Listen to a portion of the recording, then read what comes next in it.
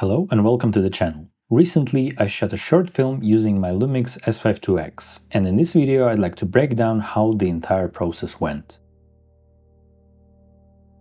I'll talk not only about how the camera was set up and performed, but also about broader production decisions, including preparation, execution, and a bit of post-production.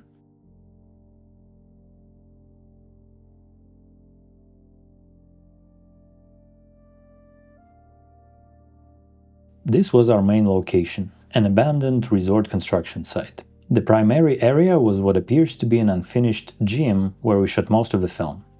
As you can see, there are numerous holes in the roof and walls, which means the light changes constantly as the sun moves across different openings. We made several scouting trips with friends as stand-ins to understand which shooting directions worked best at different times of day. Here are some side-by-sides of our pre-shoots and actual film footage with our monitoring lot applied. With these pre-shoots we were figuring out the desired framing, pacing and possible problems in future edit. Generally, this is my preferred method of working on a film.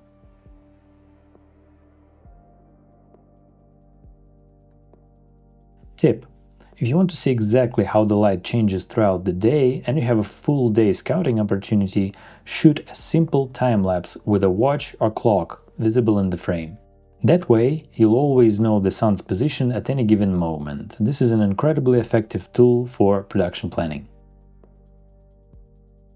In addition to scouting, I recreated the entire building in Blender, which the director and I used for storyboarding and general scene blocking. Since the actors were flown in from abroad, we only had one on-set rehearsal with them. This made the 3D visualization especially valuable during pre-production.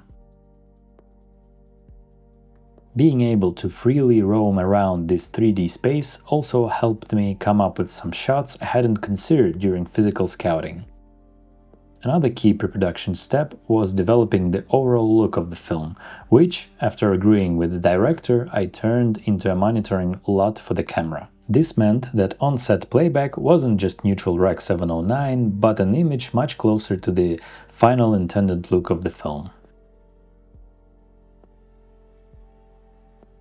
The final edit runs between 40 and 45 minutes, and we had 4.5 12-hour shooting days. That's almost 10 minutes of finished film per day, which is quite a lot and heavily influenced many cinematography decisions.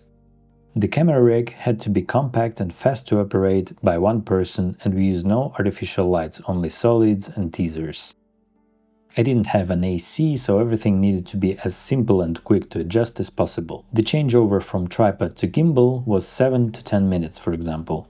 And due to how everything was scheduled, I only had to do it twice, so no time wasted. A top handle with a monitor and a phone mounted on it, more on that in a bit. Everything is powered with one V-mount battery at the back, with the video transmitter mounted to its plate. An SSD mounted on the side, and a lav receiver taking a signal from the sound guys, since proper timecode support is sadly lacking on this camera. For lenses, we chose the Laowa Ranger 28-75 and 75-180. They are designed to cover full-frame sensor. They offer decent image quality, are relatively lightweight, and are parafocal. They also have a 77mm filter thread, which was convenient since I already own 77mm variable NDs, which I used here.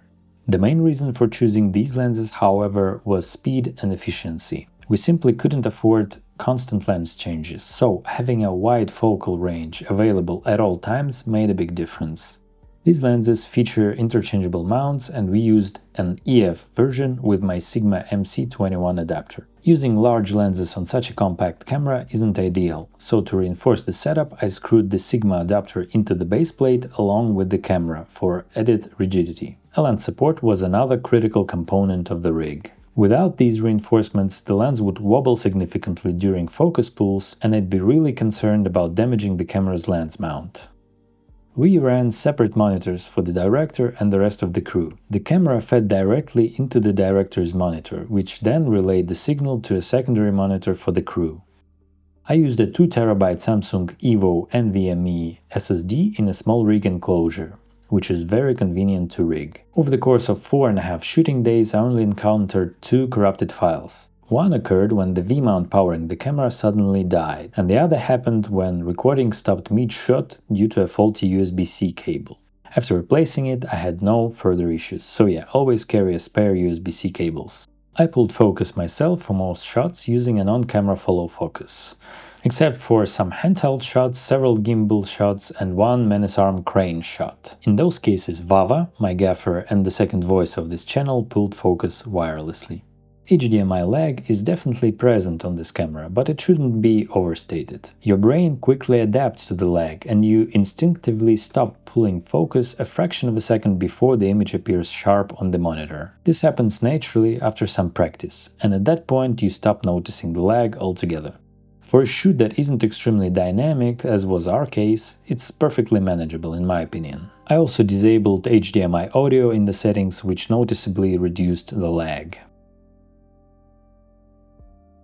No artificial lights were used in the film, only solids and teasers. Typically we ran 2 12x teasers with black block and 1 8x frame for reflections. Along with that we used floppy flags, bounce boards and diffusion frames. Wide shots were generally filmed earlier in the day, with medium shots and close-up scheduled later, since it's much easier to shape light for a portrait than for an entire location. Early in the morning, we often had direct sunlight entering the space, which we softened with diffusion. Later in the day, we'd stick to using black solids to give us more contrast.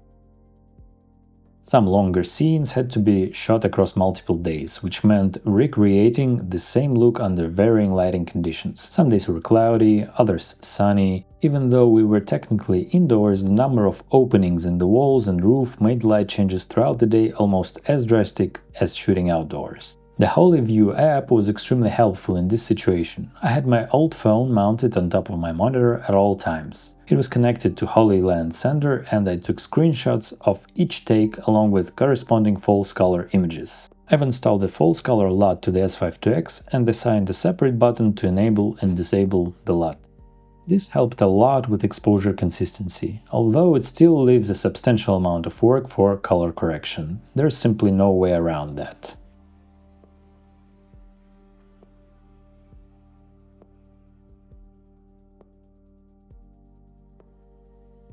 Overall, this project was a very solid real-world test for the LUMIX S5IIX. Shooting a 40+ minute film under tight time constraints with no artificial lighting and a very small crew really exposes both strengths and limitations of any camera system. From a purely technical standpoint, the camera proved to be reliable. V-Log held up well under constantly changing light, ProRes to SSD worked with minimal issues, and while HDMI lag and the lack of proper timecode are still compromises, they were manageable with the right expectations and workflow. What mattered more, though, was how the camera fit into the production reality. A small flexible rig, fast zoom lenses, solid pre-production, and consistent exposure practices made it possible to move quickly without sacrificing too much. In the end, this shoot once more confirmed to me that the camera doesn't need to be perfect. It needs to be predictable, efficient, and transparent in how it behaves. The S5IIX delivered that, and that's why it worked for this film. That's it for this breakdown. Thanks for watching, and I'll see you in the next one.